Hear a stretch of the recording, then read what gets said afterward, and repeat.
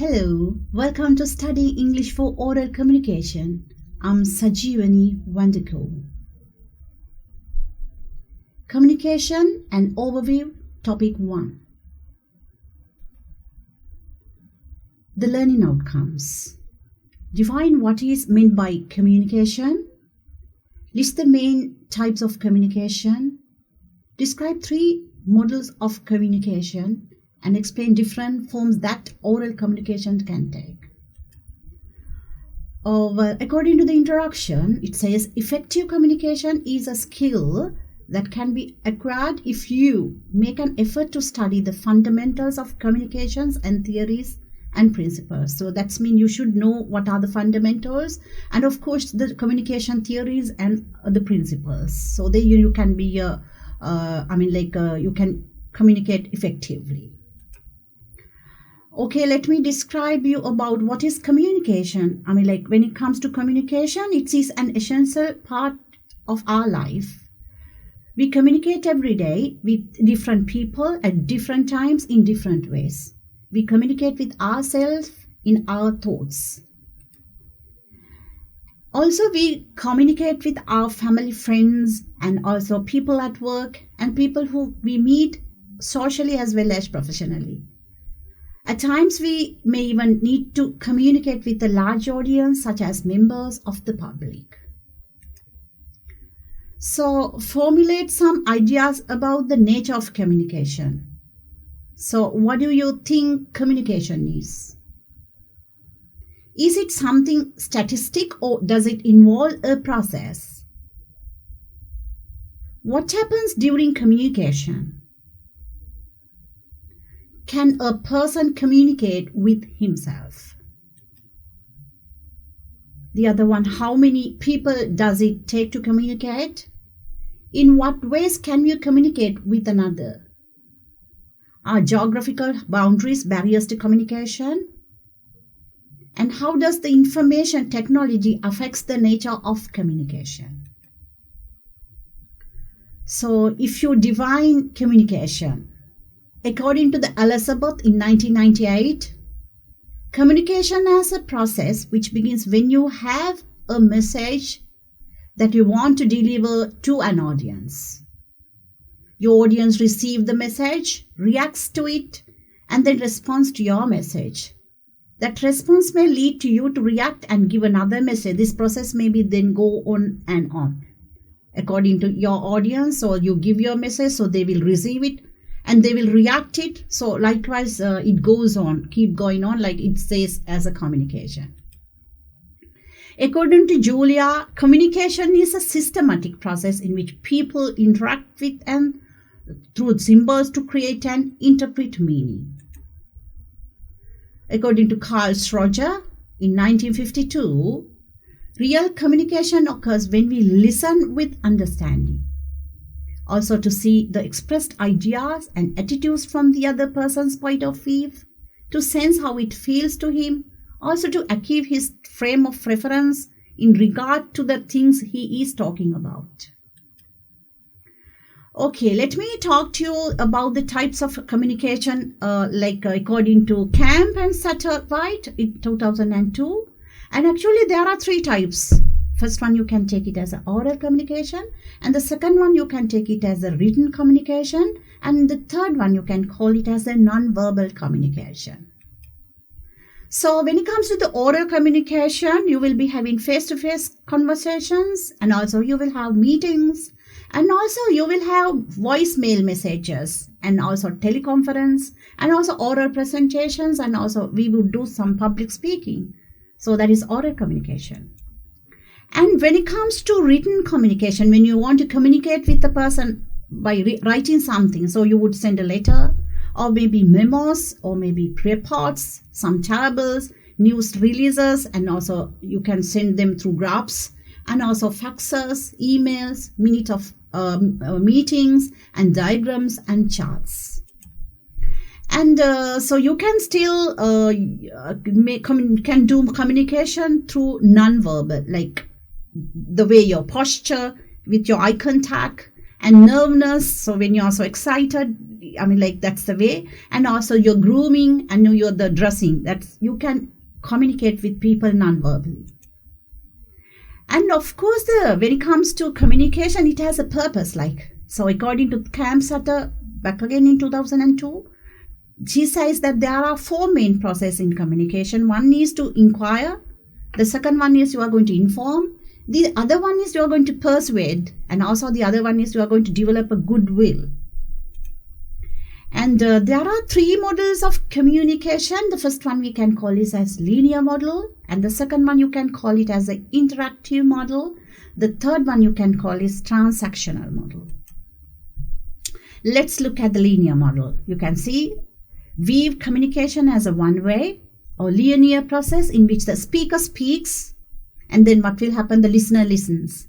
So according to Laswell's in 1948, model was based on 5 questions. You can see it like, actually it's like who, and it is what, and in what channel, to whom, with what affects. So that's mean effectively is describe how communication works.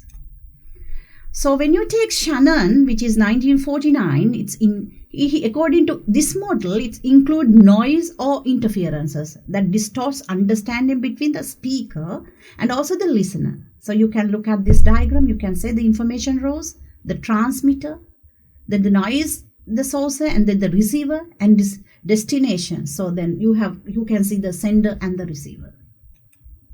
So when it comes to interactive model, according to Shaman in 1952, which is cited in Wood 2009, came out with more interactive model that so the receiver or listener providing feedback to the sender or speaker. So the speaker or sender of the message also listen to the feedback given by the receiver or the listener. Also, that's mean both the speaker and the listener take turns to speak and listen to each other. So feedback is given either verbally or non-verbally or both ways. You can do it verbally or non-verbally in both ways. So you can see the diagram here.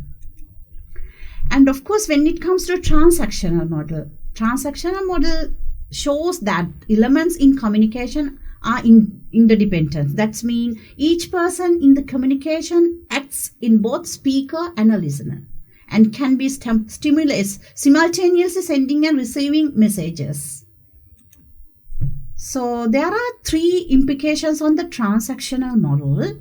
So transactional model, that's communication is an ongoing and continuously it's changing process. So you are changing the people with whom you are communicating are changing, that your environment also continuously changing as well. So in any transactional process, each element exists in relation to all the other elements.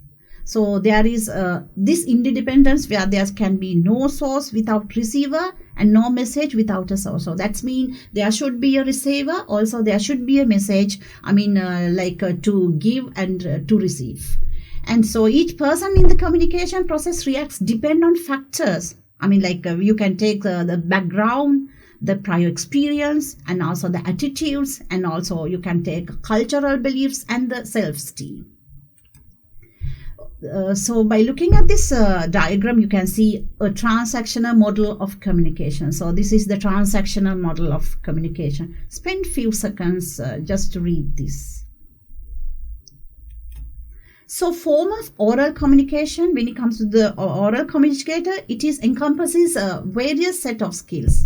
Like for instance, you can say include the ability to speak coherently and persuasively. You must be able to speak to persuade.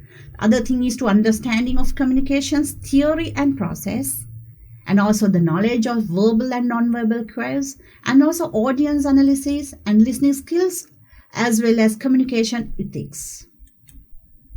So there are 7 forms of oral communication. Number 1 you can take is as the intrapersonal. The second one you will be take interpersonal, and third one it is small group. Number 4 it would be public.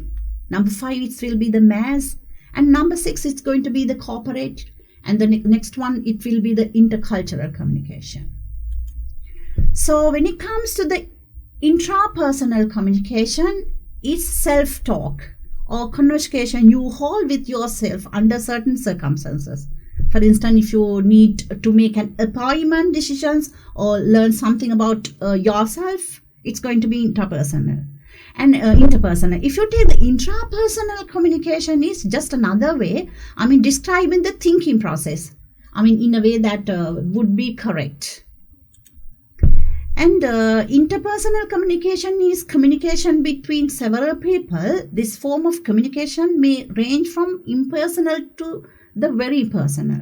And when it comes to the impersonal communication is when you talk with the person you do not really care about. There is often coldness or indifference in your attitude when you are engaged this kind of communication. Some people communication takes place in a group. So sometimes it's usually it's comprised like 5 to 10 people. And also the form of communication serves relationship need like companionship, family bonding, and affection or supports. So as well as task-based needs. For example, deciding a disciplinary action or resolving conflict in the workplace. So when it comes to public speaking, also known as, involves communication a speaker and the audience. So the audience may range just a few people or thousands, even millions of people it can be. So the aim of the speaker is usually to inform or to persuade your audience to act or buy or think a certain, like if you are going to say something, like you must be able to persuade your audience. However, like the amount it is going to be, but you're still going to, going to persuade them. And also a teacher may address an assembly of students on codes of behavior or school rules. Also, a political make speeches on how he will be dealing with certain issues in order to win their votes. And also, executive may give business representations to get more sales. So these kind of things can be like publics. So it is important to understand some of the basic principles of effective public speaking that you are able to influence, persuade, as well as entertain your audience when you communicate with them. So you should know all of them. And so when it comes to the mass communication, it is a communication that center from one source to the many receivers all over the world. And it takes place through a media like films. Also, you can take like radios, and sometimes it's like videos and televisions. And the modern avenue of mass communication like the internet and blogs can be very powerful. Indeed, and information is disseminated instantly. So these are the, the modern avenues. So when it comes to cooperative communication, it takes place among members of an organization, within that organization. So interacting in teams, conferring with co-workers, talking with supervisor or manager, giving employees explanation and directions, interviewing and making presentations. They are some of the cooperative examples. And of course, when it comes to effective cooperative communication, skill enhance corporate image and impact positively on morale, commitment, and productivity in corporations.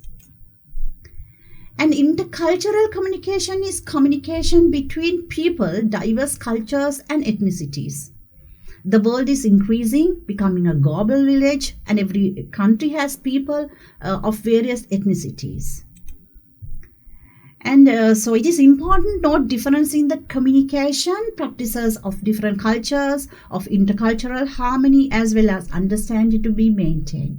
So for example, in many Asian countries, students will seldom contradict or disagree with the teacher in the classroom as this is like described. So it is important to make efforts to recognize and respect the communication practices of people from different cultures and nationalities. So I think you got some knowledge about today, and hope you enjoy this, and thank you so much.